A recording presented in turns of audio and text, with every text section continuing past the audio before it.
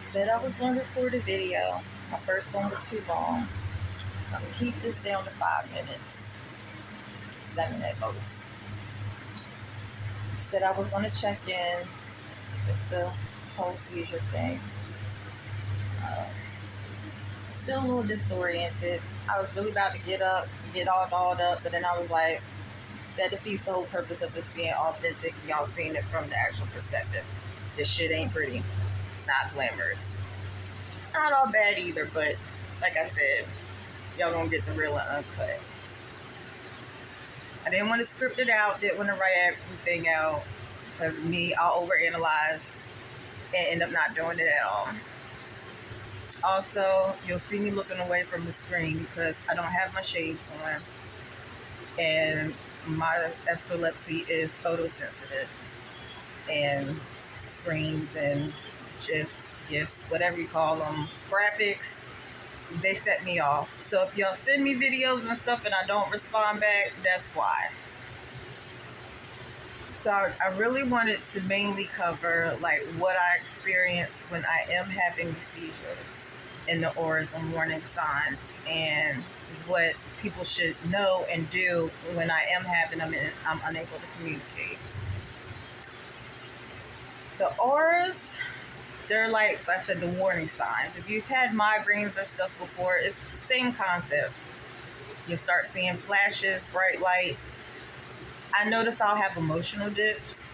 Out of nowhere, I'll just want to flip off the roof, start hearing crazy thoughts. And that could be the bipolar as well, but I know they're bidirectional. Bipolar causes seizures, seizures cause bipolar.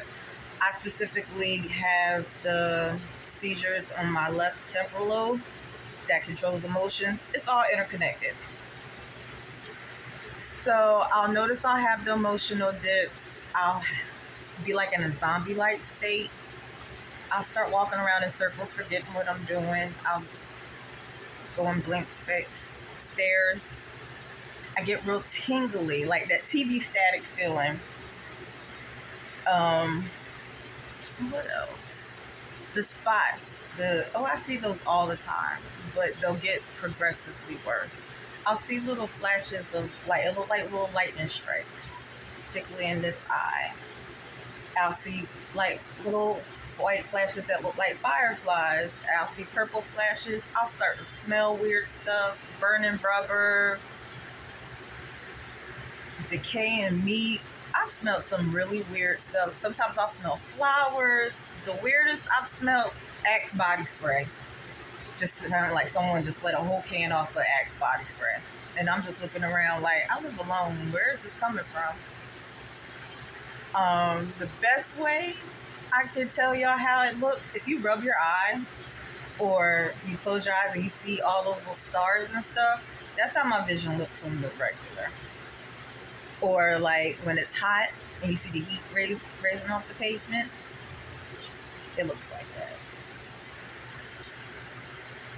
When I actually start to have one, I kind of, if you've ever seen Ace Ventura when he got hit with the tranquilizer darts in Africa, or you ever seen that movie Awake where the guy's put under anesthesia but he's completely coherent and can feel, see, and hear everything, that's my experience.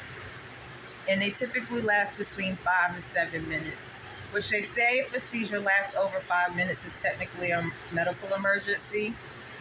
But I've learned with mine, my post-ictal, which is like the after seizure phase, kind of blends in with the seizure, so you don't know when it stops and starts.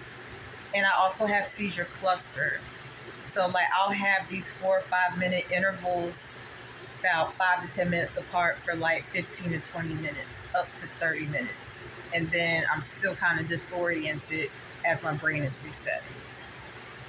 So when I do start to daze out, the best thing to do is just make sure I'm safe, that I'm not going to fall or injure myself. Don't put anything in my mouth. Don't try to control and jerk my head because I do shake and tremor sometimes. Just touch me, let me know that you're there because I can't respond back. Time to seizures, of course, if it's 10 or so minutes and I haven't came to, I usually will grab you and say I'm okay while I'm catching my breath. Then, and of course, if I injure myself, this last time I bit up the side of my cheek and my tongue, but, nothing major. And then I'll be a little disoriented. If I start crying or whatever, it's a part of it. I'll get depressed and go through this cycle of emotions. And again, that's just my brain trying to reset itself. So don't pay me no mind, because I'll be a train wreck.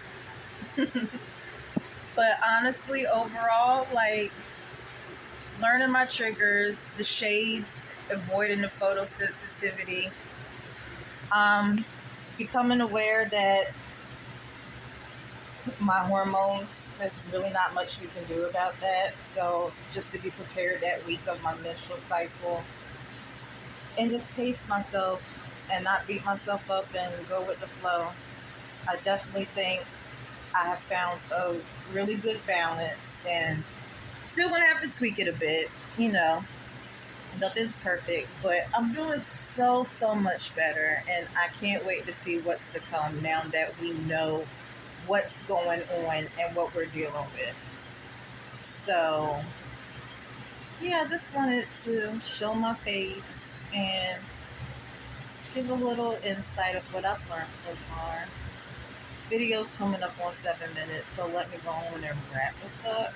Maybe I have to do a YouTube or something so I can go more in detail, but I wanted y'all to see the real authentic, not the textbook documentary, whatever. Like, nah, I live this shit and I'm gonna tell y'all what's going on. So with that being said, I'm gonna wrap this up because I'm still in my reset phase. I feel the little tingles and whatnot.